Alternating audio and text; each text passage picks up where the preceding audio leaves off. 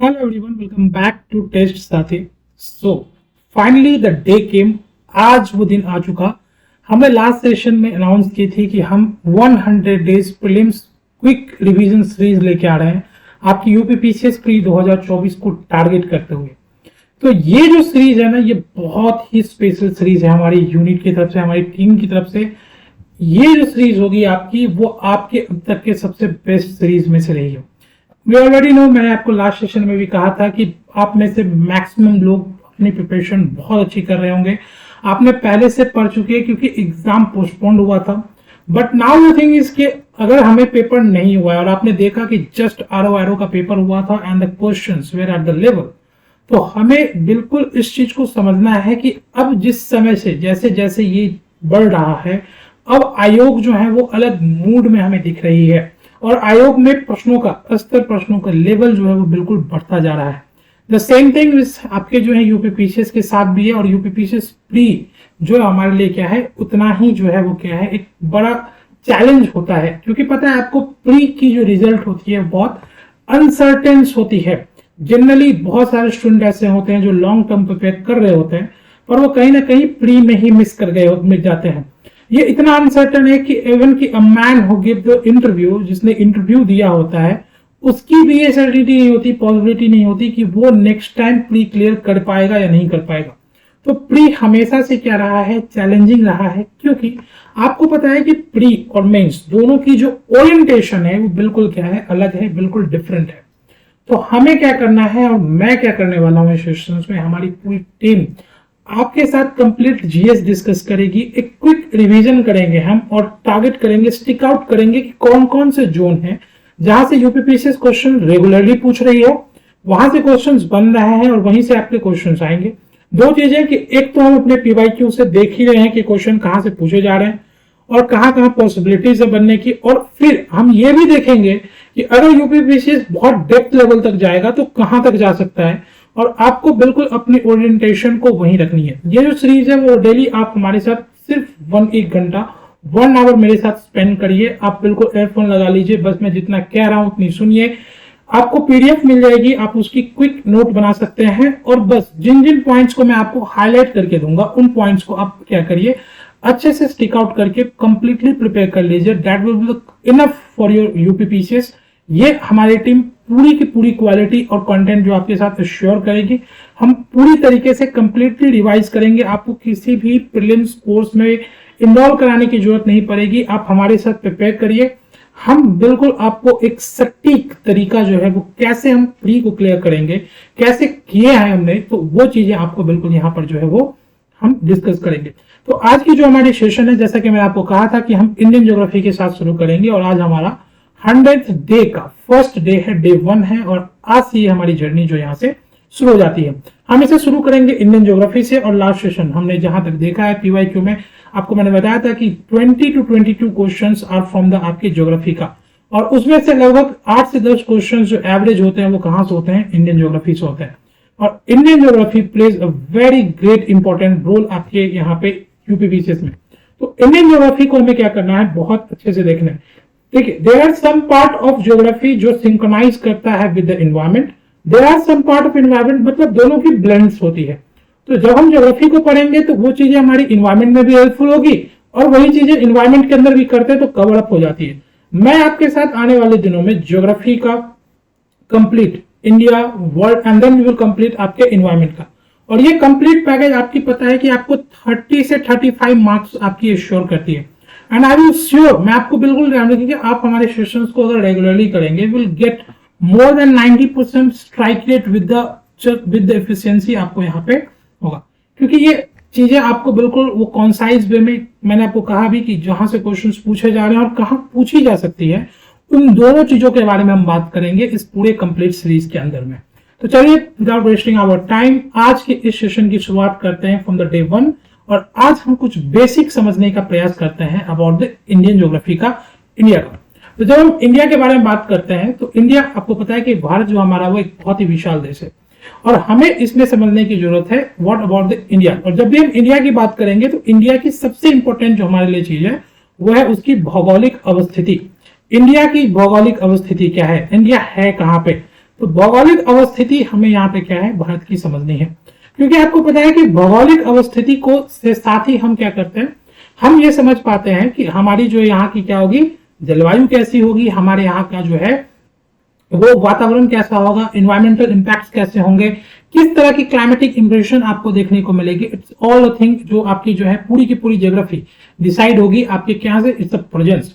अगर हम यहाँ पे पूरे ग्लोब के ऊपर में देखेंगे तो इंडिया हमें दिखने को मिलेगा, दिस इज समवेयर जहां पे आपकी इक्वेटर लाइन पास करती है।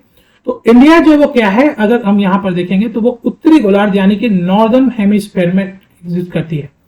तो यहाँ पर आपको देखने को मिलेगा कि ये कहाँ पे है, उत्तरी गोलार्ध में, यानी कि नॉर्दर्न हेमिस्फीयर में है। तो इंडिया लाइज इन द उत्तरी आपके जो है गोलार्ध में, नॉर्दर्न हेमिस्फीयर में। एंड अगर हम यहाँ पे देशांतरीय रूप से देखेंगे तो हमें देखने को मिलेगा कि ये कहाँ लाई करती है, ये ईस्टर्न हेमिस्फीयर में लाई करती है। तो दो चीजें हमें यहाँ पे बिल्कुल अच्छे से समझ में आना है चाहिए कि इंडिया जो है आपको कहाँ पे देखने को मिलेगा, एक तो आपके नॉर्दर्न हेमिस्फीयर में देखने को मिलेगा, नॉर्दर्न हेमिस्फीयर में देखने को मिलेगा, और दूसरा आपको कहां पे देखने को मिलेगा, ईस्टर्न हेमिस्फीयर में देखने को मिलेगा। तो ये आप बिल्कुल क्या करिएगा, ध्यान रखिएगा, नॉर्दर्न हेमिस्फीयर में और आपके जो है ईस्टर्न हेमिस्फीयर में आपको ये क्या होता है, देखने को मिलता है उत्तरी गोलार्ध और पूर्वी गोलार्ध। उत्तरी गोलार्ध आपके जो अक्षांशीय परिप्रेक्ष्य में और पूर्वी गोलार्ध आपके जो है वो देशांतरीय परिप्रेक्ष्य में आपको जो है वो भारत क्या होता है, देखने को मिलता है। वही साथ ही साथ अगर आप यहाँ पर देखेंगे तो आपको देखने को मिलेगा कि भारत जो है वहां पे क्या होती है, भारत के लगभग बीचों बीच से आपको यहाँ पे कर्क रेखा क्या होती है, गुजरती हुई दिखती है। तो जब हम कर्क रेखा की बात करते हैं तो कर्क रेखा भारत के बीचों बीच से यहाँ पे क्या होती है, गुजरती हुई दिखती है। और आपको पता है कि इक्वेटर लाइन यानी विषुवतीय रेखा से लेकर कर्क रेखा का जो बीच का ये जो क्षेत्र होता है, ये उष्ण कटिबंधीय क्षेत्र होता है। और उसके बाद आपको पता है कि इसके बाद आपका जो है 66.5 तक आपकी क्या होती है, शीतोष्ण कटिबंधीय जो है वो क्षेत्र होता है। तो भारत में अगर हम यहाँ पर देखेंगे तो भारत में हमें क्या होता है, भारत में हमें उष्ण कटिबंधीय प्रकार का क्षेत्र भी देखने को मिलता है। यहाँ पे उष्ण कटिबंधीय आपकी पूरी जो है दक्षिण भारत वाली रीजन ये उष्ण कटिबंधीय क्षेत्र में आता है। और वही आपका उत्तर जो वो क्या है, शीतोष्ण प्रकार के भी जलवायु को क्या करती है, धारण करती है, देखने को मिलेगा आपको। तो ये ध्यान रखिएगा कि भारत में इक्वेटर लाइन ठीक बीचों बीच से क्रॉस करेगी और इस यहाँ पे आपको उष्ण कटिबंधीय क्षेत्र भी देखने को मिलेगा, उष्ण कटिबंधीय प्रदेश देखने को मिलेंगे। और साथ ही साथ भारत में शीतोष्ण कटिबंधीय भी है देखने को मिलेगा। तो भारत में कंप्लीटली ना उष्ण कटिबंधीय है ना कंप्लीटली शीतोष्ण कटिबंधीय, भारत एट द ब्लेंड है उष्ण कटिबंधीय प्रकार की जलवायु के साथ साथ यहाँ पे शीतोष्ण कटिबंधीय जलवायु। और जब हम जलवायु में पढ़ेंगे तो हम देखेंगे कि भारत में और विशेष प्रकार की जलवायु आपको देखने को मिलेगी जिसे हम मानसून प्रकार की जलवायु कहते हैं। उसके बारे में हम आगे पढ़ेंगे आने वाले सेशंस में, और जब हम भारत की जलवायु के बारे में पढ़ेंगे तो ये चीजें हमें बेसिक है कि भारत की अवस्थिति के बारे में हमें बिल्कुल देखना है कि उत्तरी गोलार्ध में आपको देखने को मिलेगा और ये पूर्वी गोलार्ध में आपको देखने को मिलता है। और यहाँ पर आपको देखने को मिलेगा कि कर्क रेखा जो है भारत को लगभग 2 बराबर भाग में क्या कर देती है, बांट देती है। ठीक है, भारत का जो अक्षांशीय और देशांतरीय विस्तार है वो लगभग कितना है, 30 डिग्री आपको यहाँ पर देखने को मिलेगा।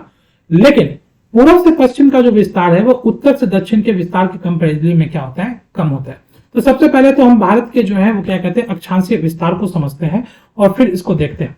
देखिए, भारत के अक्षांशीय विस्तार को अगर हम देखने का कोशिश करेंगे तो भारत का जो अक्षांशीय विस्तार है वो लगभग 8 डिग्री से लेकर 37 डिग्री आपके जो है वो 6 मिनट के आसपास आपको यहाँ पे देखने को मिलेगा। वहीं आपको ये जो आपकी जो क्या है भारत की ये अक्षांशीय विस्तार आपको यहाँ पर देखने को मिलेगी। वहीं 67 डिग्री आपके जो है लगभग 7 मिनट से लेके 68 डिग्री 7 मिनट से लेके 97 डिग्री आपके जो है 25 मिनट के आसपास आपको यहाँ पर जो है भारत का जो है वो देशांतरीय विस्तार देखने को मिलता है। अब ये जो विस्तार आपको देखने को मिलता है ये लगभग आप देखेंगे तो दोनों के बीच का जो डिफरेंस है वो लगभग कितना है, 30 डिग्री का है। दोनों का डिफरेंस 30 डिग्री। लेकिन जब हम दोनों के इसके डिस्टेंस को देखते हैं तो हमें देखने को मिलेगा कि ये जो डिस्टेंस है वो लगभग 399 किलोमीटर है। वहीं आपका जो अक्षांशीय ऊपर नॉर्थ टू साउथ जो आपकी डिस्टेंस है वो 3214 किलोमीटर है। ये डिफरेंस कैसे देखने को मिला, तो बिल्कुल आप एक बेसिक सा ज्योग्राफी जानते हैं कि जब हम दो अक्षांशों के बीच की बात करते हैं तो दो अक्षांशों के 1 डिग्री के बीच में आपको पता है कि लगभग 111 किलोमीटर का एक कांस्टेंट डिस्टेंस होता है। दो अक्षांशीय रेखा हमेशा पैरेलल होती है, उन दोनों के बीच की दूरी क्या होती है, समान होती है। लेकिन देशांतरीय रेखाओं के साथ ऐसा नहीं होता है। देशांतर जो होता है वो जैसे जैसे हम क्या होता है विषुवतीय क्षेत्र से ध्रुव की ओर बढ़ते हैं उसके दोनों के बीच की दूरी क्या होती है, कम होती चली जाती है। इसलिए आपको देखने को मिलेगा कि भारत में 30 डिग्री जो है वो अंतर तो उत्तरी और पूर्वी और आपके जो है पश्चिमी और पूर्वी, उत्तरी और दक्षिणी दोनों में है, लेकिन यहाँ पर आपको जो है वो दूरी में क्या होगा, आपको अंतर देखने को मिलेगा। ये बात आप बिल्कुल यहाँ पर क्या कर सकते हैं, समझ सकते हैं, ये बात आप यहाँ पे देख सकते हैं। तो इस तरीके से इसको क्या करना है, आपको ये ध्यान रखना है कि भारत में अक्षांशीय और देशांतीय विस्तार दोनों लगभग बराबर है, लेकिन इसके बावजूद भी आपका जो पूरब से पश्चिम का विस्तार है वो दक्षिण से उत्तर के पश्चिम के विस्तार के लगभग क्या है, कंपेरेटिवली आपको कम देखने को मिलता है। तो भारत की अवस्थिति आपके लिए इंपॉर्टेंट है, भारत का जो है वो अक्षांशीय विस्तार आपके लिए इंपॉर्टेंट है। और आपको पता है कि भारत जो है वो क्या है, यहाँ पे एशिया का पार्ट है और बाकी आपके जो है टोटल 7 कॉन्टिनेंट है, एंड देयर इज सम आपका यहाँ पे हमारा जो है वो भारत क्या करता है, लाइक करता है। तो ये चीजें आपको यहाँ पे बेसिक तौर पे क्या करनी है, ध्यान रखनी है। भारत की हम भौगोलिक विभाजन को करेंगे और वहां पर हम देखेंगे कि भारत के जो है उत्तरी सीमा में पूरी की पूरी हमें यहाँ पे हिमालय की श्रृंखलाएं देखने को मिलती है, पूरा का पूरा यहाँ पे हमें हिमालय श्रृंखलाएं देखने को मिलती है। वही हमारे भारत के जो है वो पूर्वी भाग में जो है जो महासागरीय पार्ट है, जिसे हम बंगाल की खाड़ी वाला, ये जो पूरा का पूरा रीजन है बंगाल की खाड़ी आपको यहाँ पर दिखाई देगा, जो कि पार्ट है आपके हिंद महासागर का। और वहीं आपको जो है पश्चिम में यहाँ पे क्या दिखाई देता है, अरब सागर दिखाई देता है। In the southern region completely it's lies the Hind महासागर। तो ये आपके जो है बेसिक्स जो है वो क्या है, रीजन है। बाकी हम फिजिकल डिवीजन करेंगे भारत का, भारत को हम 6-7 पार्ट में बांटते हैं, वो सारी चीजें हम वहां पर डिस्कस करेंगे कि कैसे कैसे हमारे भारत में फिजिकल हम भारत को क्या करते हैं, डिवाइड करते हैं। These are the basic thing जो आपको बस यहाँ पे क्या करनी है, समझनी है कि ये सारी चीजें आपको एक बेसिक की पॉइंट्स के रूप में आपको देना है। मेनी ऑफ यू आप वेल, आपको पहले से इसके बारे में बहुत अच्छे से पता हो सकता है। नाउ एक जो आपकी टॉपिक यहाँ पे होती है, that is what we call the extreme point of the country. तो एक्सट्रीम पॉइंट क्या होता है, मतलब कि आपके जो है सबसे चरम बिंदु, अंतिम बिंदु जो होता है हमारे स्थलीय भाग का, वो कौन सा है। तो भारत की अगर हम सबसे उत्तरी बिंदु की बात करें तो हमें देखने को मिलेगा कि इंदिरा कॉल आपकी जो है वो क्या है, सबसे उत्तरी बिंदु आपको दिखाई देने मिलेगी। इंदिरा कॉल जो है क्या है, सबसे उत्तरी बिंदु आपको यहाँ पर क्या होती है, दिखाई देती है। ये ध्यान रखिएगा, इंदिरा कॉल भारत की सबसे उत्तरी बिंदु है, आपको देखने को मिलेगा। ये सियाचिन ग्लेशियर के पास है, सियाचिन ग्लेशियर के उत्तर में आपको यहाँ पे देखने को मिलेगा। वहीं हमारा जो सबसे दक्षिणतम बिंदु है मुख्य भूमि पे, वो आपको देखने को मिलेगा, इसे हम कन्याकुमारी। वही अगर हम स्थानीय विस्तार के रूप में देखेंगे कि पूरे भारत के क्षेत्र में, तो हमें देखने को मिलेगा कि इंदिरा पॉइंट जो वो क्या है, सबसे जो है वो दक्षिणतम बिंदु हमें यहाँ पर क्या होगा, देखने को मिलेगा, इंदिरा पॉइंट। तो 2-3 बातें बेसिक है। सबसे पहले हमें ये ध्यान रखना है कि हमारी जो सबसे उत्तरी बिंदु है that is the Indira call, और सबसे दक्षिणी बिंदु जो है वो क्या है, इंदिरा पॉइंट है। इसमें कंफ्यूज नहीं होना है, इंदिरा पॉइंट और इंदिरा कॉल दोनों आपको यहाँ पर देखने को मिलेगा। और भारत के जो है मुख्य भूमि का जो सबसे दक्षिण बिंदु है वो क्या है, कन्याकुमारी आपको यहाँ पर देखने को मिलेगा। वहीं जब हम बात करेंगे भारत के सबसे पूर्वी बिंदु की, तो यहाँ पर आपको देखने को मिलेगा अरुणाचल प्रदेश में, जिसका नाम है किबुती। किबुती इस द आपका सबसे जो है वो क्या है, पूर्वी बिंदु है आपको भारतीय महाद्वीप का। वहीं सब पश्चिमी की हम बात करें तो यहाँ पर आपको देखने को मिलेगा गुहार मोती इज द रीजन, जो आपको यहाँ पर गुहार मोती या गुहार मोती आपको यहाँ पर जो है वो सबसे पश्चिमतम बिंदु आपको यहाँ पर जो है भारतीय क्षेत्र का देखने को मिलेगा। तो यहाँ से प्रश्न पूछे जाते हैं, इसको ध्यान रखिएगा कि सबसे उत्तरी बिंदु इंदिरा कॉल, सबसे दक्षिणी बिंदु कन्याकुमारी, और मुख्य भूमि पे अगर वैसे सबसे दक्षिण देखा जाए तो इंदिरा पॉइंट है, ठीक है, 6 डिग्री लगभग 4 मिनट के आसपास आपको वो देखने को मिलेगा। वहीं आपको किबुती इंदिरा आपके सबसे पूर्वी में, और गुहार मोती आपका जो है सबसे वेस्टर्न पॉइंट पे आपको यहाँ पे देखने को मिलेगा। ये जो चार्ट है आपको बिल्कुल आपको क्या होनी चाहिए, ध्यान होनी चाहिए। ये चार्ट आपको बिल्कुल याद रखना है कि इसके जो है सबसे इंपॉर्टेंट पॉइंट्स हैं कि सबसे उत्तरी बिंदु, दक्षिणी बिंदु, इस तरीके के प्रश्न आपको देखने को मिल सकते हैं। ये हालांकि ये बहुत आसान है, इसे हम आप बहुत आसानी से याद रख सकते हैं, कर सकते हैं। चलिए इसके बारे में थोड़ा सा और विस्तार में समझने का प्रयास करते हैं। तो भारत का इंदिरा कॉल जो है वो सबसे उत्तरी बिंदु होता है। Col is basically related to the दर्रा, कॉल का मतलब दर्रा होता है, ठीक है। तो ये आपको देखने को मिलेगा। हम भारत के अलग अलग दर्रों के बारे में बात करेंगे। इंदिरा कॉल जो है वो काराकोरम में आपको सियाचिन के मुमताज के ऊपर जो है ये क्या है, पहाड़ी दर्रा है, जो लगभग 5764 मीटर की ऊंचाई पर आपको यहाँ पे देखने को मिलेगा।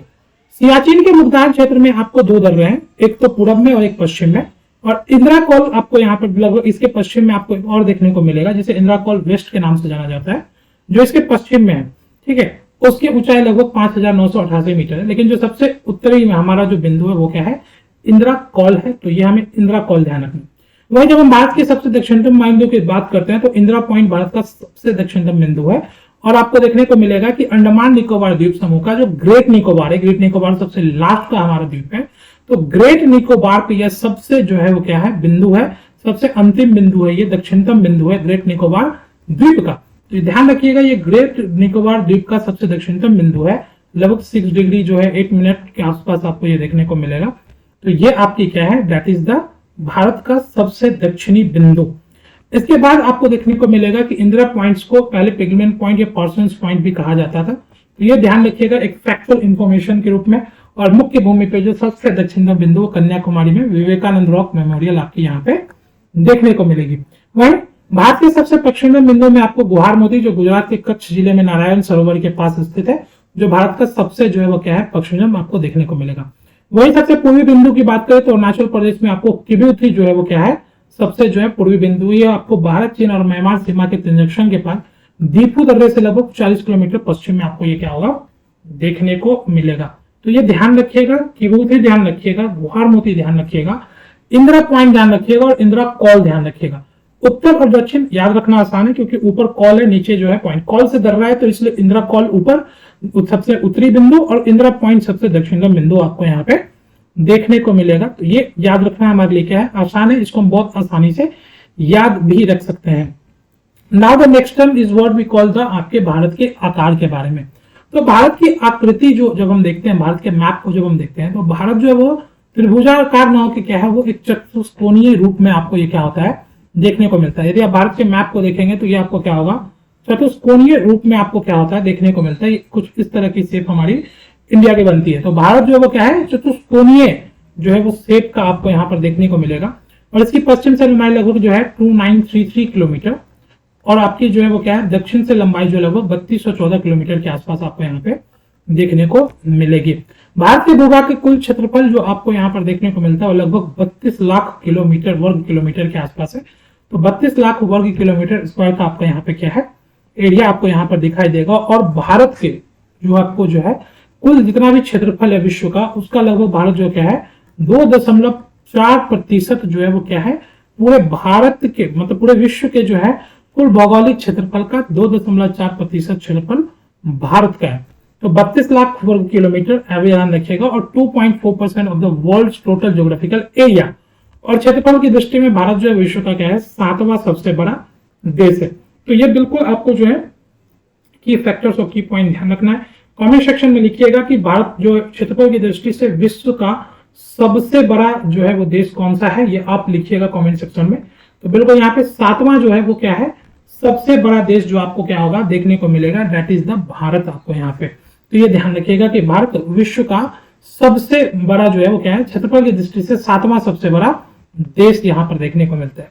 नाउ अब हम यहाँ पे बात करेंगे भारत की सीमा रेखा के बारे में, क्योंकि सीमा रेखा से आपको बहुत ही महत्वपूर्ण है, सीमा रेखा से प्रश्न आपके पूछे जाते हैं। तो सीमा रेखा हमें बिल्कुल अच्छे से क्या करनी होती है, करनी होती है।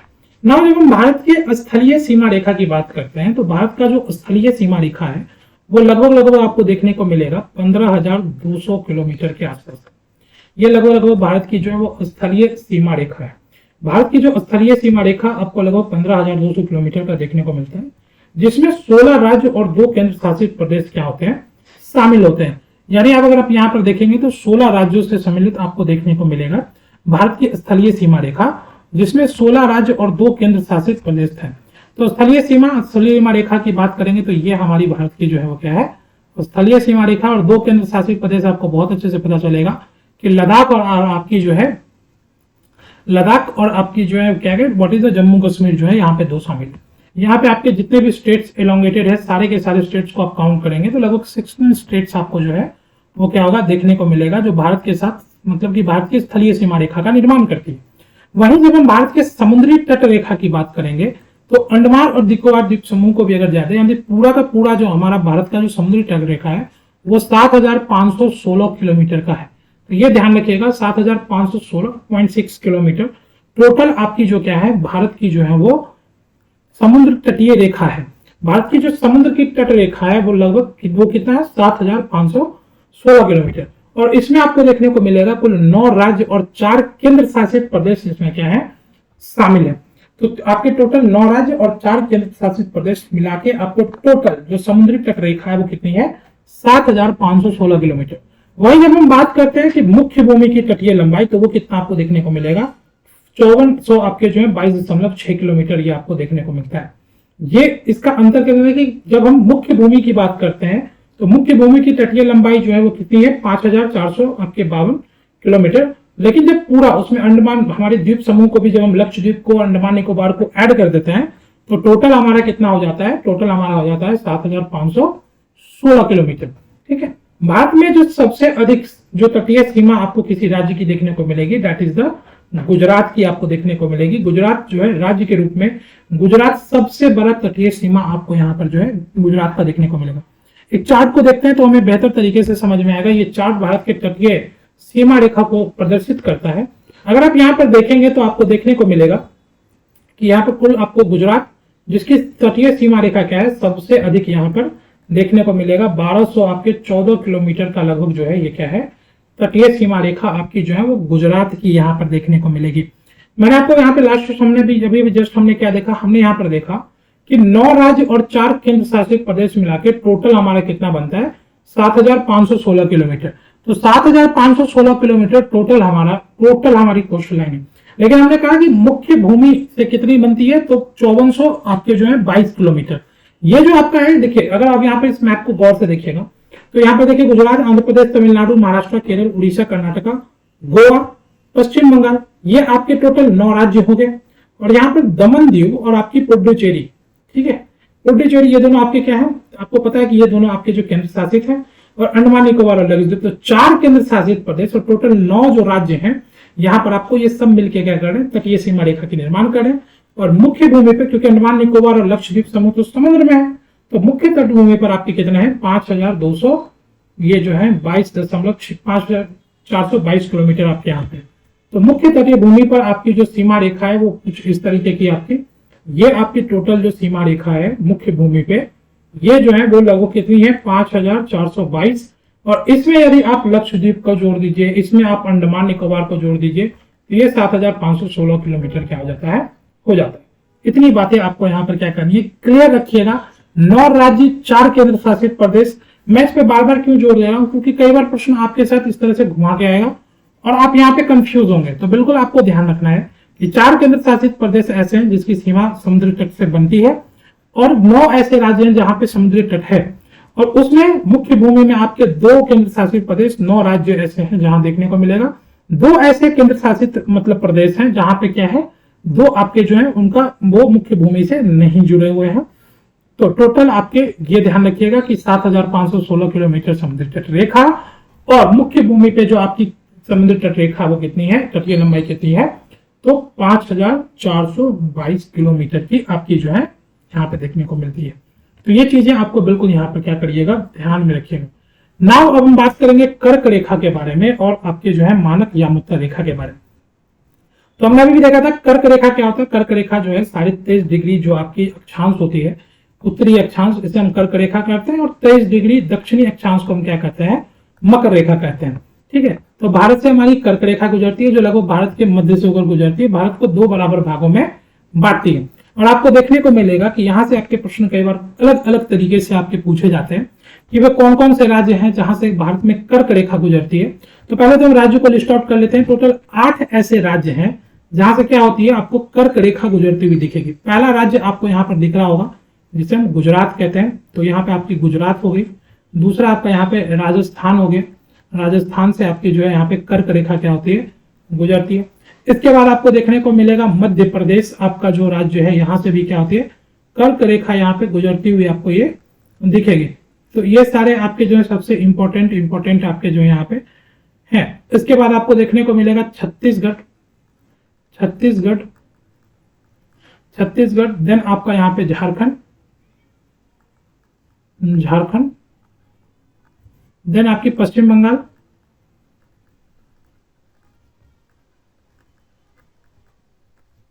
त्रिपुरा और आपकी मिजोरम।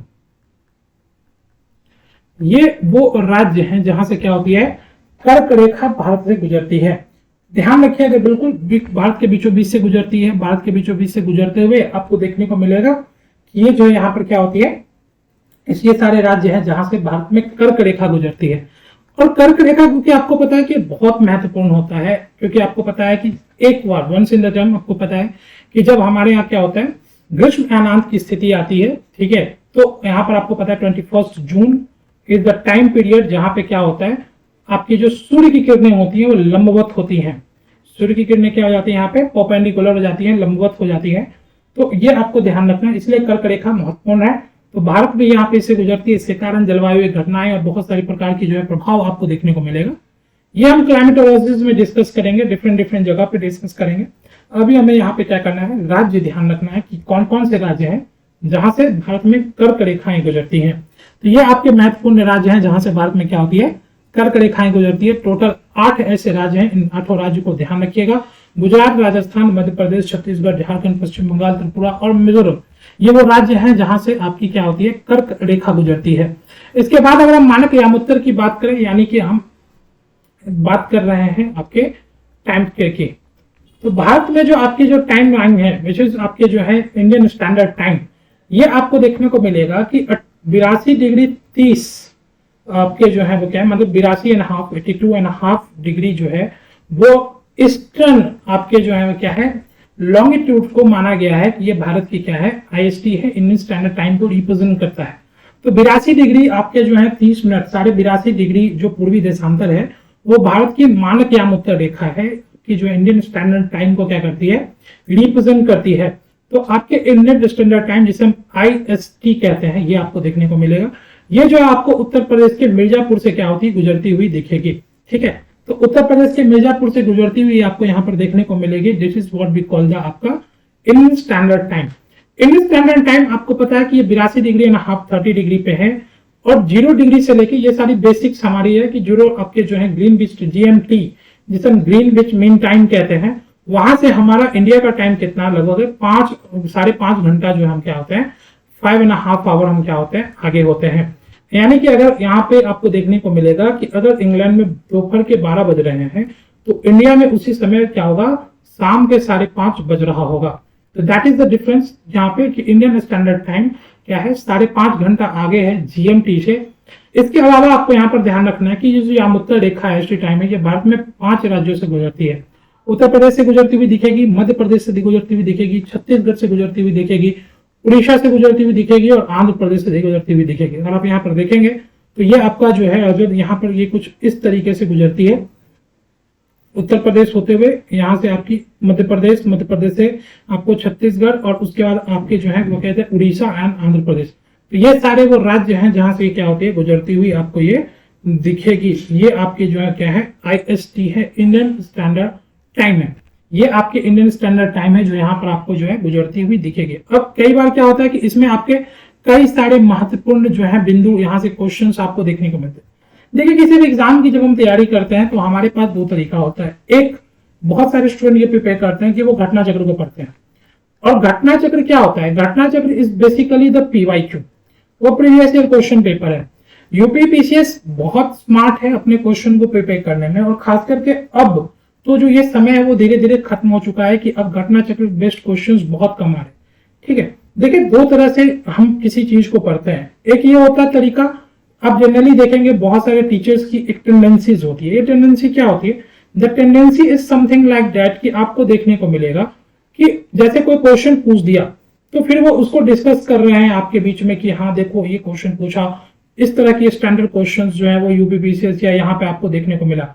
बट हमें तो ये नहीं करना ना, हम, और दूसरा तरीका ये कि वो आगे फर्दर क्या पूछेगा इसके बारे में आपके साथ डिस्कस नहीं करते।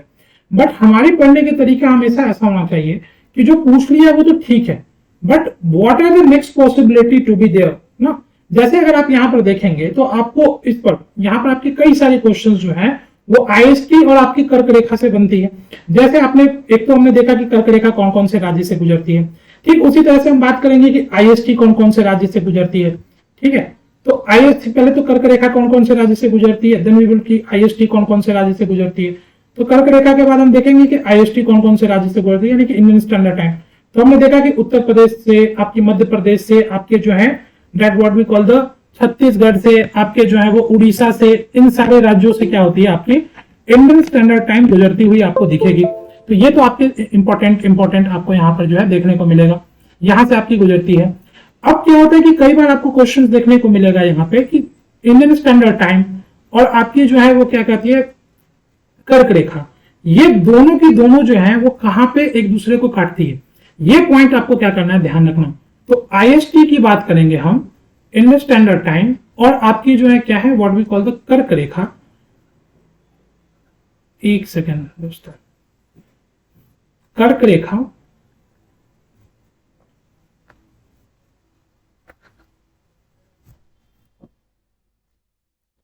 इंडियन स्टैंडर्ड टाइम और आपकी कर्क रेखा जो है ये कहां पे गुजरती है, एक सेकेंड।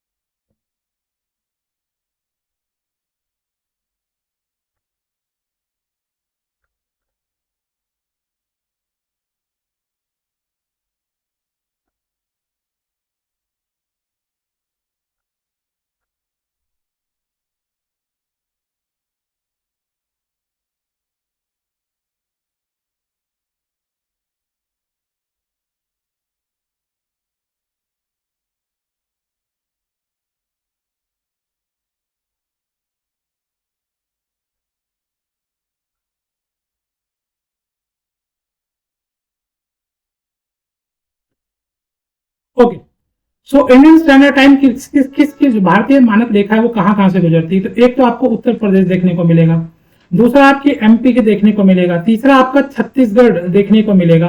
तो छत्तीसगढ़ से आपके यहाँ पे गुजरती हुई दिखेगी, छत्तीसगढ़ है। देन आपका उड़ीसा आपको यहाँ पर क्या होगा देखने को मिलेगा। तो ये सारे आपके जो क्या है देखने को मिलेगी, ये सारे आपके जो है, और देन आपके आंध्र प्रदेश एपी, ये 5 आपके ऐसे राज्य हैं जहां से ये गुजरती है। अब क्वेश्चंस इन द फ्यूचर आपको देखने को मिलेगा। एक तो जैसे हम कहें कि कर्क रेखा और आपकी जो है आईएसटी, कर्क रेखा और आईएसटी एक दूसरे को कहां पे काटती है, ठीक है। तो ये आपसे क्वेश्चन मिलेगा कि एक दूसरे को कहां पे काटती है। पहला तो देखने को मिलेगा आपको ये कि छत्तीसगढ़ के अंदर में, छत्तीसगढ़ में there is a district what we call the Korea. तो कोरिया नाम का जगह है, कोरिया डिस्ट्रिक्ट है, यहाँ पर आपको जो है क्या होती है, दोनों एक दूसरे को काटती है। तो ये आपको ध्यान रखना है कि इंडियन स्टैंडर्ड टाइम और आपकी जो है कर्क रेखा, ट्रॉपिक ऑफ आपके जो है कैंसर, ये दोनों एक दूसरे को कहां पे कट करते हैं, ठीक। नाउ इसके साथ साथ अगर आप देखेंगे तो आपको देखने को मिलेगा कि एमपी और आपकी जो है छत्तीसगढ़, दो ऐसे राज्य हैं जिसमें आपको क्या होता है आईएसटी और आपकी कर्क रेखा दोनों क्या करती है, गुजरती है, दोनों गुजरती है, दोनों गुजरती है। तो ये भी आप यहां पर क्या कर सकते हैं, ध्यान में रख सकते हैं कि एमपी और छत्तीसगढ़ दो ऐसे राज्य हैं जहां पे आपकी आईएसटी और कर्क रेखा दोनों गुजरती है। आईएसटी और कर्क रेखा एक दूसरे को कहां काटती है, तो कोरिया नाम की जगह पे छत्तीसगढ़ में काटती है। आपको पता है कि माही रिवर के बारे में आपको हमेशा पूछा जाता रहता है, माही नदी, ठीक है, जो आपको देखने को मिलता है कि ये क्या करती है, कर्क रेखा को 2 बार काटती है। तो इस तरीके से आपको ये इस तरह के क्वेश्चंस आपको बार बार जो देखने को मिलता है।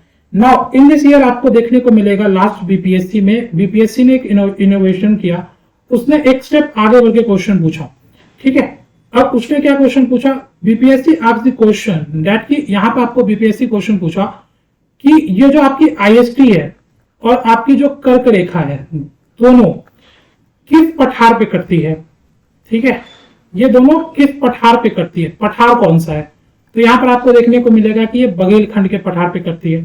तो इस तरीके से अब आपको देखने को मिल रहा है कि questions are involving with the time, questions evolve हो रहे हैं समय के साथ, और आपको इसको धीरे धीरे क्या करना है, समझना है, प्रिपेयर करना है, तरीके से करना है, ताकि आप चीजों को बहुत अच्छे से समझ लें। तो ये सारे की पॉइंट्स हैं जिसे हमें समझना होता है।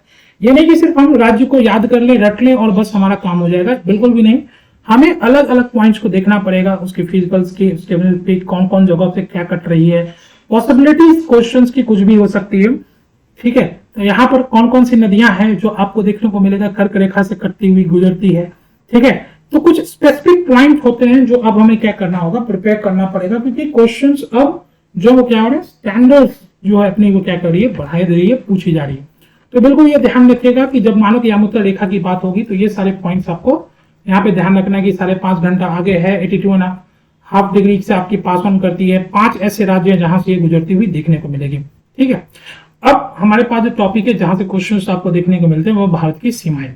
ठीक है, बाउंड्री लाइंस ऑफ इंडिया आपको यहाँ पर जो है कहाँ कहाँ।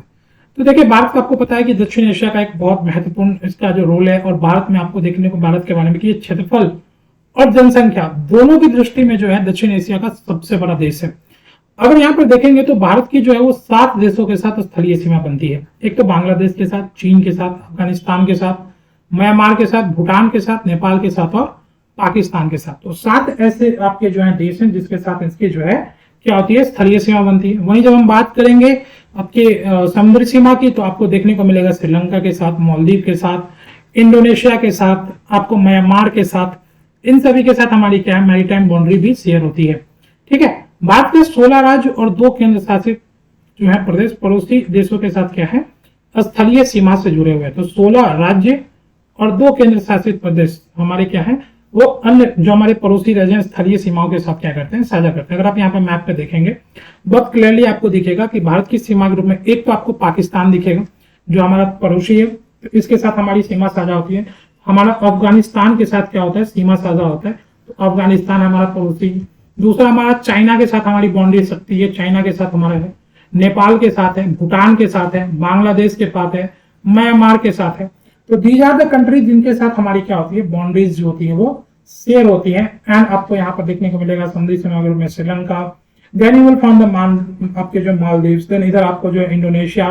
तो ये सारे जो हमारे क्या है नेबरिंग कंट्री है, लेकिन हमें स्थलीय वाले ध्यान रखना है कि साथ में एक तो पाकिस्तान, अफगानिस्तान, चाइना, नेपाल, भूटान, बांग्लादेश और आपकी जो है म्यांमार, ये सारे आपकी कंट्रीज हैं जिनकी बाउंड्री हमारे साथ शेयर होती है। Now what are the most important thing is to remember the which country, किसका सबसे ज्यादा सीमा आपको यहाँ पर देखने को मिलेगा। तो सबसे बड़ी सीमा जो हमारी बनती है वो किसके साथ है, बांग्लादेश के साथ है। ये बिल्कुल ध्यान रखिएगा, ये कई बार कंफ्यूजिंग होता है। भारत की सबसे बड़ी सीमा, सबसे लंबी सीमा जो बनती है वो किसके साथ बनती है, बांग्लादेश के साथ बनती है। ये हमें ध्यान रखना है कि बांग्लादेश वो देश है जिसके साथ भारत की सबसे लंबी सीमा का क्या होता है, निर्माण होता है। सबसे लंबी सीमा बनती है बांग्लादेश के साथ में। इसके बाद आपको देखने को मिलेगा कि बांग्लादेश के साथ 5 ऐसे राज्य हैं जिसकी जो है वो आपकी क्या होती है, सीमा सकती है। जैसे आप यहाँ पर देखेंगे पश्चिम बंगाल, असम, मेघालय, त्रिपुरा और मिजोरम। तो यहाँ पर आप देखेंगे आपको बहुत स्पष्ट दिखेगा यहाँ पे दिस इज द बांग्लादेश, और बांग्लादेश के पास आपको यहाँ पे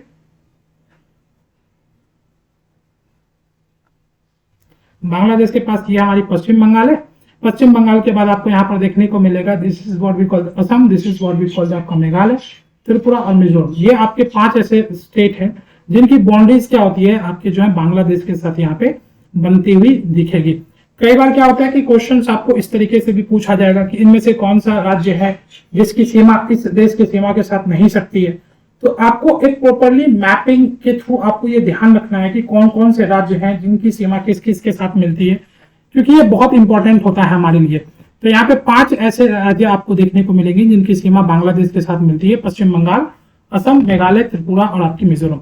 वहीं हम चीन की बात करें तो यहाँ पे आपको जो है देखने को मिलेगा, ठीक है, चीन के साथ हमारे 5 ऐसे यूनिट्स को देखने को मिलेगा जिसके साथ हमारी क्या होती है, सीमा आपकी बनती हुई दिखेगी। अगर आप यहाँ पर देखेंगे तो आपको यहाँ पर दिखेगा हमारे यूटीज के रूप में आपके जो है that is the Ladakh, then आपका यहाँ पर जो है हिमाचल, उत्तराखंड आपका, देन आपकी हमारे यहाँ पे सिक्किम, एंड देन आपको पता है कि यहाँ पे हमारा जो है what we call the Arunachal Pradesh. ये सारे वो कंट्री मतलब सॉरी कंट्री का स्टेट हैं जिसकी जो है हमारी बाउंड्रीज यहाँ पे क्या होती है, शेयर होती है। यहाँ पर आपको देखने को मिलेगा इसके साथ चाइना के साथ। तो यहाँ पर जो है ये इन सारों को ध्यान रखिएगा, ये आपके जो है सबसे इंपॉर्टेंट वाले पोर्शन है। नाउ पाकिस्तान के साथ बात करें तो पाकिस्तान के साथ भी हमारी 5 ऐसे जो है वो क्या है आपके जो है राज्य हैं जिनकी सीमाएं यहाँ पर बनती है। आपको देखने को मिलेगा that is what we call the आपका गुजरात, देन आपका राजस्थान, देन आपको पता है यहाँ पर हमारा पंजाब, देन आपकी यहाँ पर आपको पता है जम्मू कश्मीर, और हमारा जो लद्दाख यूटीज का एरिया है ये भी हमारा क्या करता है यहाँ पे की सीमा बनाती हुई आपको देखने को मिलेगा। तो जम्मू कश्मीर है, लद्दाख, ये दोनों आपको यूटी है, यानी कि आपके जो है आपको पता है कि केंद्र शासित प्रदेश है, और पंजाब और राजस्थान और गुजरात ये आपके राज्य जो है वो पाकिस्तान के साथ सीमा क्या करती है, साझा करती है। सबसे बड़ी सीमा बांग्लादेश के साथ है 5 राज्यों का, चीन के साथ 5, पाकिस्तान के साथ 5, ये सारे। वही हम नेपाल की बात करेंगे तो नेपाल में आपको देखने को मिलेगा 5 राज्यों के साथ सीमा साझा करेगी, बिहार, उत्तराखंड, उत्तर प्रदेश, पश्चिम बंगाल और सिक्किम के साथ। वही म्यांमार की बात करें तो यहाँ पे 4 ऐसे राज्य आपको देखने को मिलेंगे जिनकी सीमाएं जो होती है वो यहाँ पे साझा होती है। अरुणाचल प्रदेश, नागालैंड, मिजोरम, मणिपुर। अरुणाचल प्रदेश की सीमा होती है, नागालैंड की होती है, मणिपुर की होती है, मिजोरम की होती है, और आपको यहाँ पर जो है 4 ऐसे राज्य हैं जिनकी सीमाएं क्या होती है, म्यांमार के साथ जो है वो बनती है। कई बार आपसे यहाँ पे उभयनिष्ठ करके क्वेश्चन पूछ दिया जाएगा कि कौन सा ऐसा राज्य है जिसकी जो क्या होती है सीमा म्यांमार और बांग्लादेश दोनों के साथ मिलती है। तो आपको देखने को मिलेगा यहाँ पे कि जो मिजोरम है वो क्या होती है, मिजोरम जो है आपको क्या है वो उभयनिष्ठ है। मिजोरम जो है उसकी सीमा जो है वो आपको म्यांमार और दूसरा आपका बांग्लादेश दोनों के साथ क्या होती है, सटती हुई दिखेगी। तो इस तरीके से हमें पॉइंटिंग आउट करना पड़ेगा, या आपसे इस तरह से क्वेश्चन पूछा जाएगा कि कौन सा राज्य है जिसकी सीमा चाइना के साथ और म्यांमार के साथ दोनों के साथ मिलती है। तो अरुणाचल प्रदेश वो राज्य है जिसका आपका सीमा जो है वो म्यांमार से भी मैच करेगी, चाइना से भी मिलेगी। तो इस तरह के क्वेश्चंस आपके कई बार जो होते हैं वो क्या होते हैं, पूछे जाते हैं। या कौन सा है जिसके साथ मैक्सिमम नंबर ऑफ कंट्री का बाउंड्री टच होता है। तो ये आपके बाउंड्रीज बहुत क्लियर होनी चाहिए, यहां से आपके क्वेश्चंस बनते हैं और इसको आपको बहुत क्लियरली क्या करना है, ध्यान रखना है। भूटान की देखेंगे तो 4 आपको, अरुणाचल प्रदेश, सिक्किम, असम और पश्चिम बंगाल, आपको 4 राज्य ऐसे दिखेंगे जिसकी जो है भूटान के साथ सीमा बनती है। वहीं जब हम अफगानिस्तान की बात करते हैं तो मात्र एक जो है हमारा जो लद्दाख वाला रीजन है जो कि अभी पीओके के अंतर्गत आता है, पाकिस्तान ऑक्युपाइड कश्मीर के अंतर्गत, वो वहां पर हमारी अफगानिस्तान के साथ लगभग छोटी सी बाउंड्री 106 किलोमीटर की बाउंड्री हमारी क्या होती है, जो है यहाँ पे शेयर होती है। कहने का मतलब यह है कि आपको राज्य जो है वो पहले तो पूरे भारत के राज्य आपको पता होने चाहिए। टोटल आपको 28 राज्य, 8 केंद्र शासित प्रदेश, सभी राज्य पता होने चाहिए, सबकी मैप आपकी क्लियर होनी चाहिए, और उसके साथ साथ उसकी राजधानी, ये सारी बहुत बेसिक चीजें हैं जो आपको पता होनी चाहिए। एक एज ए आपके पीसीएस एस्पिरेंट के रूप में आपको इतना तो बिल्कुल बेसिक है, पता होना ही चाहिए। और इसके अतिरिक्त जब हम मैप की बात करेंगे तो बिल्कुल हमें अपने दिमाग खोल के एक एक चीज को अच्छे से तरीके से ग्रैस्प कर लेना है, ताकि हमें फ्यूचर में बहुत ज्यादा इसको मगअप करने की जरूरत नहीं पड़ेगी। एक बार आप मैपिंग को तरीके से अच्छे से कर लेंगे, यू विल गेट इट कि ये बहुत आसान है और बहुत अच्छे से आप इसे कर पा रहे हैं। ठीक है, तो ये सारे आपके जो इंपॉर्टेंट बाउंड्रीज वाले जो आपके जो है व्हाट वी कॉल द आपके स्टेट्स, इन स्टेट्स की बाउंड्री हमारे इंटरनेशनल बाउंड्रीज के साथ जो शेयर होती है। इसके अलावा आपको पता है कि भारत की कुछ महत्वपूर्ण सीमा रेखा है, जैसे आप देखने को मिलेगा, जिसे हम कहते हैं नियंत्रण रेखा, first what we call the LOC. LOC जो है आपकी वो जम्मू कश्मीर में है, आपको पता है भारत और पाकिस्तान के बीच में, इंडिया और पाकिस्तान के बीच में यहाँ पर देखने को मिलेगा। तो भारत और पाकिस्तान के बीच में लाइन ऑफ कंट्रोल आपको देखने को मिलेगा। भारत और पाकिस्तान के नाम में 1972 के सिमली समझौते के बाद फ्रीज-बाय लाइन को नाम बदलकर एलओसी कर दिया गया था यहाँ पे। ठीक है, एलओसी के बाद आपको एक और देखने को मिलेगा जिसे हम एलएसी कहते हैं। तो एलएसी कहाँ है, ये भारत और चीन के बीच में है। ठीक है, तो भारत और आपके जो है पाकिस्तान के बीच में है, भारत और पाकिस्तान के बीच में एलओसी, और भारत और चीन के बीच में जो है वो क्या है, एलएसी है। ठीक है, ये सब एक युद्ध विराम रेखा है और इसको क्या कहते हैं, वास्तव में कहते हैं लाइन ऑफ एक्चुअल कंट्रोल। जरा इसके बारे में अगर हम देखेंगे तो यहाँ पर आपको देखने को मिलेगा this is the region of Ladakh and आपका जम्मू कश्मीर। यहाँ जो आपकी जो ये जो आपकी लाइन है, this line is what we call the LOC, line of actual control है, ये एलओसी है। यहाँ पर आपको देखने को मिलेगा this is what the region of POK, Pakistan occupied Kashmir, जो कि पाकिस्तान के अंतर्गत लिया हुआ है।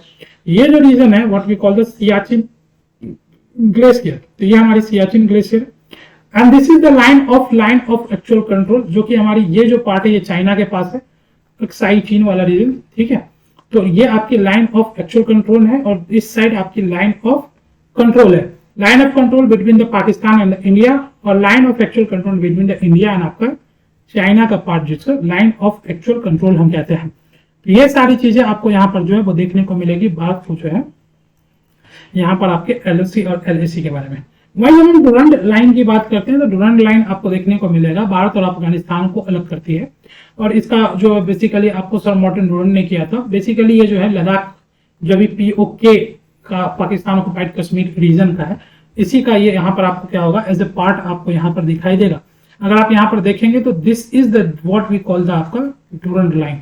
ये जो लाइन है ना आपकी, ये डूरंड लाइन है जो कि अफगानिस्तान, ये एक्चुअली में ब्रिटिश टाइम में बनाया हुआ था। ब्रिटिश टाइम में ये जो है भारत और जो है वो क्या है अफगानिस्तान के बीच में जो है बनाया गया था। तो भारत और अफगानिस्तान के बीच में गया था, लेकिन अब पाकिस्तान चूंकि यहाँ बीच में आ चुका है, मैक्सिमम एरिया उसी के पास है, तो भारत और पाकिस्तान अफगानिस्तान के बीच में अभी भी हमारा जो एलओसी वाला रीजन, मतलब पीओके वाला जो रीजन है, जो हमारे लद्दाख यूटी का पार्ट है, अभी वो पाकिस्तान के अंदर है, यहाँ पर इसकी बाउंड्री टच करती है। That is why the Durand line is important for us. तो Durand line between the India and आपके जो है अफगानिस्तान में आपको यहाँ पे डूरंड लाइन देखने को मिलेगा। तो डूरंड लाइन भी आपको क्या करना है, ध्यान रखना है। तो हमने 3 लाइन अभी यहाँ पर देखी। एक तो हमने एलओसी देखा इंडिया और पाकिस्तान के बीच में, दूसरा हमने क्या देखा, दूसरा हमने एलएसी देखा इंडिया और चाइना के बीच में, इंडिया एंड चाइना, और तीसरा हमने डूरंड लाइन देखा, डूरंड लाइन बिटवीन द आपके इंडिया और आपके अफगानिस्तान के बीच में। तो आपके 3 इंपॉर्टेंट लाइन यहाँ पे एलओसी, एलएसी और डूरंड लाइन, ये आपके इंपॉर्टेंट लाइंस यहाँ पर आपको देखने को मिलेंगे। इसके अलावा आपको देखने को मिलेगा the line what we call the Radcliffe line. Radcliffe line आपको इंडिया और पाकिस्तान के बीच में है। जब भारत का विभाजन हुआ था 1947 में, तो क्लिफ जो है वो आए थे रेड क्लिफ, और उन्होंने भारत और पाकिस्तान के बीच में जो है सीमा बनाई थी। ये जो लाइन है आपको इंडिया और पाकिस्तान के बीच में दिखेगा, और चूंकि शुरू में ये पूर्वी पाकिस्तान में तो अब बांग्लादेश और आपके जो है इंडिया दोनों के बीच में आपको यहाँ पे दिखाई देता है। वही जब मैकमोहन लाइन की बात करते हैं तो भारत और चीन को विभाजित करता हुआ दिखेगा, ठीक है, जो आपको अरुणाचल प्रदेश वाले रीजन में दिखेगा। That what we call the McMahon. तो मैकमोहन आपकी जो है वो क्या है, इंडिया और आपके चाइना के बीच की लाइन है। India and China is a McMahon, और Radcliffe is about the आपका what we call India and Pakistan. India और पाकिस्तान के बीच में आपको यहाँ पर जो है वो देखने को मिलेगा। ये आपके इंपॉर्टेंट आपके यहाँ पे। तो अभी तक हमने जितने भी नाम किया, this is what we call the Radcliffe. ये जो लाइन है ये हमारा क्या है, रेड क्लिफ है। ये 1 number Radcliffe. This is what we call the आपका LOC, this is what we call the आपका LAC, 2 3। This is what we call the Durand line, this is what we call the McMahon line, ठीक है। तो ये सारे आपके जो है वो क्या है, इंपॉर्टेंट लाइंस हैं। दिस इज रेड क्लिफ, ये 1 number. 2 is LOC, 3rd is LAC, 4 is Durand, and 5th is McMahon। ये आपके इंपॉर्टेंट जो है वो बाउंड्री लाइन है बिटवीन द इंडिया और आपके जो है इसके नेबरिंग कंट्री का। तो ये ध्यान रखिएगा, यहाँ से क्वेश्चंस आपके क्या होते हैं देखने को मिलते हैं। These are the very important one, आपको बिल्कुल यहाँ पे ध्यान है। Now the next term is what we call the सात बहनों की भूमि, जिसे हम लैंड ऑफ 7 सिस्टर्स कहते हैं। ये बेसिकली उत्तर पूर्वी भारत के 7 राज्य हैं, जिसमें आपको देखने को मिलेगा अरुणाचल प्रदेश, असम, मणिपुर, मेघालय, मिजोरम, नागालैंड, त्रिपुरा राज्य शामिल है। तो अरुणाचल प्रदेश हो गया, नागालैंड हो गया, मणिपुर हो गया, मिजोरम हो गया, असम हो गया, मेघालय और त्रिपुरा। ये जो है 7 जो आपके कंट्री स्टेट्स हैं, ये 7 states are what we call the, आपको देखने को मिलेगा जो आपकी क्या है 7 सिस्टर्स इन्हें कहा जाता है। ये ध्यान रखिएगा, 7 सिस्टर्स आपको बिल्कुल क्या करना है, ध्यान रखना है। Now if you look over, यहाँ पर आपका सिक्किम है, जिसे इन 7 सिस्टर्स का भाई इकलौता भाई भी कहा जाता है। अरुणाचल प्रदेश जो है भारत का सबसे पूर्वी राज्य, और आपको पता है कि सबसे पहले सूर्योदय जो है यहीं पे देखने को मिलता है। तो 7 सिस्टर्स ध्यान रखिएगा, ये जो 7 आपके जो है स्टेट्स हैं उनको हम 7 सिस्टर्स कहते हैं। If you look over here the map, you will find these are the 7 sister states: Arunachal Pradesh, Assam, Meghalaya, Tripura, Mizoram, Manipur, Nagaland, ठीक है। एंड दिस इज वेयर आपका जो यहाँ पे सिक्किम, दिस इज वाई जो आपका आपके जो भूटान। और मैंने आपको अभी भी कहा था कि आपको मैप बिल्कुल क्लियरिटी होनी चाहिए, किसकी सीमा किसके साथ सटती है, कौन किसके साथ जो है कॉमन बनाता है। जैसे आप पश्चिम बंगाल का देखोगे तो आपको पता है कि ये नेपाल के साथ, भूटान के साथ कॉमन बनाती है। मिजोरम का देखेंगे तो बांग्लादेश के साथ, म्यांमार के साथ कॉमन बाउंड्री शेयर करती है। अरुणाचल प्रदेश का देखेंगे तो चाइना के साथ, ठीक है, इधर आपके म्यांमार के साथ कॉमन बाउंड्री शेयर करती है। तो ये हमें बिल्कुल इस तरीके से इसे पढ़ना है, ताकि हमें पता हो कि किसकी बाउंड्री किसके साथ शेयर होती है। असम की करेंगे तो भूटान के साथ, बांग्लादेश के साथ, दोनों के साथ इसकी बाउंड्री शेयर होती है। तो इस तरीके से हमें ध्यान रखना होगा कि क्योंकि ये मैपिंग की पोर्शन है, दैट इज द मैपिंग से ही हमें ये समझ में आएगा। Now if you look over, तो यहाँ पर आपको एक टर्म दिखेगा, this is what we call the chicken neck corridor. क्या है ये चिकन नेक कॉरिडोर? बेसिकली आपको देखने को मिलेगा कि ये आपकी नेपाल है, ये आपकी बांग्लादेश है, और यहाँ पे पश्चिम बंगाल में एक शॉर्ट आपकी जो है बहुत सकरा सा जो है लैंड एरिया जो कनेक्ट करता है आपके इस 7 सिस्टर्स से। ये जो 7 सिस्टर्स से कनेक्ट करने वाला जो रूट है इसे हम नेक कॉरिडोर कहते हैं, ठीक है, नेक कॉरिडोर कहते हैं। ये हमारे लिए स्ट्रेटेजिकली इंपॉर्टेंट है क्योंकि आपको पता है कि अगर यहाँ पे अटैक हो गया तो हमारा जो ईस्टर्न स्टेट्स है इससे हमारा कॉन्टैक्ट खत्म हो जाएगा। तो that is the important of chicken neck corridor, ये ध्यान रखिएगा। somehow there is a term what we call the buffer state भी आपको देखने को मिलेगा। What is buffer state? Buffer state का मतलब होता है कि आपकी डायरेक्ट बाउंड्री अगर किसी कंट्री के साथ नहीं टच हो रही है, जो आपके सेकंड कंट्री के साथ हो रही है, बड़े कंट्री के साथ नहीं हो रही, जैसे अगर आप देखेंगे भूटान का, जैसे आप देखेंगे नेपाल का, तो these are what we call the buffer state for the India. ये ध्यान रखिएगा, नेपाल हो गया, आपका भूटान हो गया, ये सब क्या है आपका बफर स्टेट आपका इंडिया का देखने को मिलेगा। So these are the point जो आपको यहाँ पर क्या करने हैं, ध्यान रखने हैं। दीज आर द टर्म्स जो आपको यहाँ पे याद रखना है, ध्यान रखना है। ये सारी चीजें आपको यहाँ पे इंपॉर्टेंट है, जो आपके एग्जाम पर्पज से बहुत इंपॉर्टेंट है। दिस इज आपके आज के सेशन में, we will come back to the next session. और अब हम क्या करेंगे, आज हमारी जो है वो इंट्रोडक्शन थी ज्योग्राफी की, तो इंट्रोडक्शनरी सेशन था। बाकी हम और भी इन चीजों पर डिस्कस करेंगे, इन डिटेल डिस्कस करेंगे। Then we will meet in the next session, जहां पे हम जो इंडिया की फिजिकल डिवीजन करेंगे और कंप्लीट इंडियन ज्योग्राफी को क्या करेंगे, रिवाइज करेंगे, जहां से इंपॉर्टेंट हमारे जो है वो क्या है क्वेश्चंस देखने को मिलते हैं। So this is all from my side. Thank you so much everyone. Stay tuned with us. Do like and share. Subscribe our channel और बिल्कुल हमारे वीडियोस को लाइक करिए, शेयर करिए, कमेंट सेक्शन में जरूर बताइए कि आपको ये सेशंस कैसी लगती है। This is all from my side. Thank you so much. मिलेंगे अगले सत्र में।